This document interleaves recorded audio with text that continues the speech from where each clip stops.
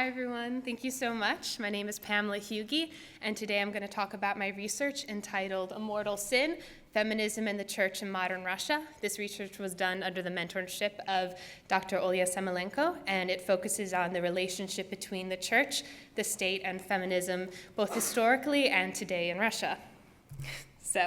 I first got interested in this topic and the intersection of these topics because of what happened in February 2012 in the Cathedral of Christ Our Savior in Moscow, Russia. The feminist punk band Pussy Riot performed their punk prayer, which begged, "Virgin Mary, Mother of God, make Putin a feminist." There were five, there were 5 women there. 3 of them were later arrested, and 2 of them charged with religious hooliganism and were sent to jail for 2 years. So, feminism and the state and, the church all have very complicated, long histories in Russia, ones that I do not have time to go into right now, so you're going to have to trust me, I suppose.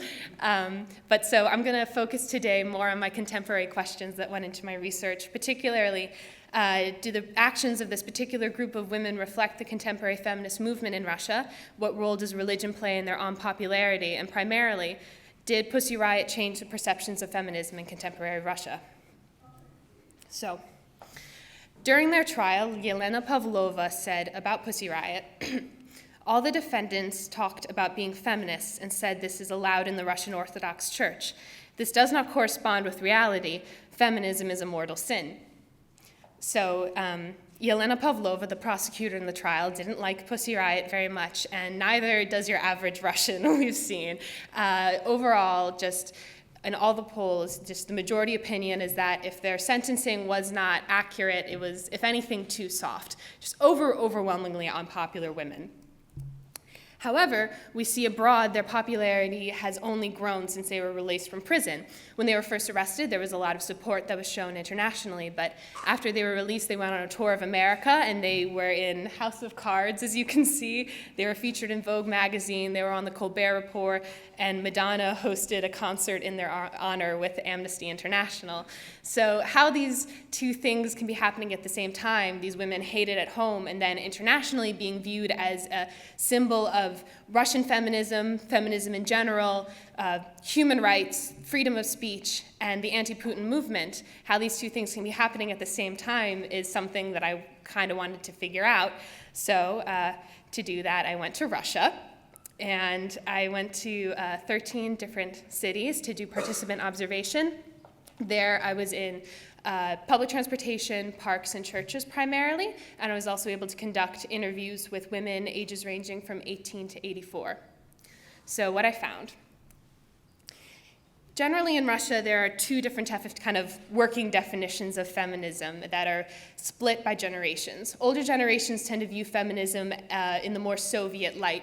This is something it's about work. One woman said, as I said up there, she said, feminism, we already had that. It's about women and men being able to work in the same office, having the same opportunities for education. Younger women tend to view it in a more negative light. It's kind of a man-hating movement that, as a woman, Olga, said, it's about money and politeness. It's about women wanting all the money for themselves and not wanting men to give them their seats on the buses. So this is sort of a generational gap that's happening.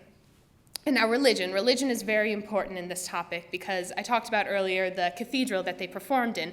Now this cathedral was torn down during the Soviet reign and turned into a public swimming pool, then rebuilt. So it's a symbol of the resilience of the Russian church, but it's also by many Russians viewed as a symbol of corruption because there was a lot of shady business that happened with the building of it. And it's also where Vladimir Putin goes to Easter Mass. So they chose a very important church to do the protest in. And what I found is that religiosity tended to have very little effect on how women viewed feminism. And generally, religious or atheistic, women just said, well, feminism, I don't really like it that much. But it did have a large effect on perceptions of Pussy Riot. More religious women tended to view them as criminals, as women fueled by religious hatred who were hooligans. More atheistic women tended to think of Pussy Riot as silly girls who were just doing it for attention. So the politics of Pussy Riot. when I asked women, okay, so my primary research question, how did Pussy Riot change your opinions of feminism? They would say, well, they would first be really confused by the question, and then they would say, well, that doesn't make any sense because they're not feminist. Now, this is interesting because in any interview, if you ever watch, you ask Pussy Riot, who are you? They say, we're a feminist punk band. They're very self-identified as feminists. However, they're not viewed as such in Russia. And while causation is not the social sciences' strong point, I do have a theory as to why this is that I will talk about now. When I asked one woman what she thought about Pussy Riot, she said, well, like it says here, what has Pussy Riot ever done for me? Nothing. Feminism has always been a very political movement in Russia, depending whatever side it was swaying to. It was always very grounded in political goals. However, I argue that in the trial of Pussy Riot, they were stripped of their political power by focusing the trial on religion. The women kept on trying to turn the subject to be about Vladimir Putin, to be about human rights. However, continually the prosecutor and the judges, and in turn the media, only focused on religion and what the women thought about the Russian church, even though the women themselves said that two of them said that they themselves are Russian Orthodox. This is in contrast to groups, say, like Femen, which is a Ukrainian extreme feminist group that, again, while not liked in Russia, in fact, disliked, they're respected because they have political goals that are openly stated, whereas Pussy Riot is viewed as selfish because they've kind of been stripped of their political nature. So, in the end, to go back to my original question of how did Pussy Riot affect perceptions of feminism in Russia, I would have to say that there was no effect, which is fun. But I think I've learned a lot during my time at Woodrow Wilson. I've learned a lot about, how to travel by myself and how to design a research project. But I think the biggest kind of thing I learned and my biggest takeaway is that even though a question that you ask, or that I asked, even though the answer is no, that doesn't mean that it's not valid and that it's not an important question to be asking. Because I think even though Pussy Riot didn't have any effect on feminism or perceptions of feminism, this opens gateways to a multitude of new, very important questions to be asking today. For instance, what does it mean for people to become symbols for a movement that does not want them?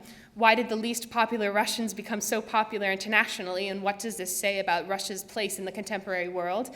And finally, what does this say about the future of feminism? And what does that entail if Pussy Riot is not to be the face of it? So, I would like to give special thanks to Olya Samilenko, spasiba, to Amy Cox, Stephen David, Grace Mumby, Ellen Bruner, the Woodrow Wilson Program, and my family.